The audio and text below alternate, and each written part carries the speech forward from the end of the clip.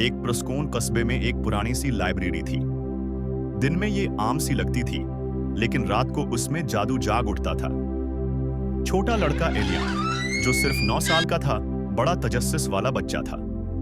उसकी आंखों में चमक और दिल में सवालात भरे रहते।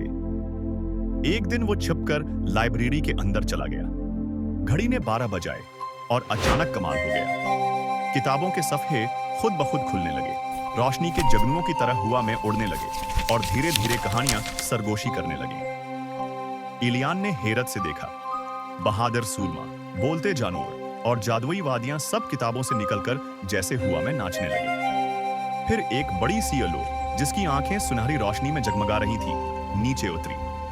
वो थी गार्डियन ऑwl। अलो ने नरमी से कहा, प्यारे बच्चे, हमारी लाइब्रेरी की आवाज खतरे में है। एक गुमशुदा सफ़हा खो गया है। अगर वो वापस न आया तो ये सब जादू हमेशा के लिए खत्म हो जाएगा।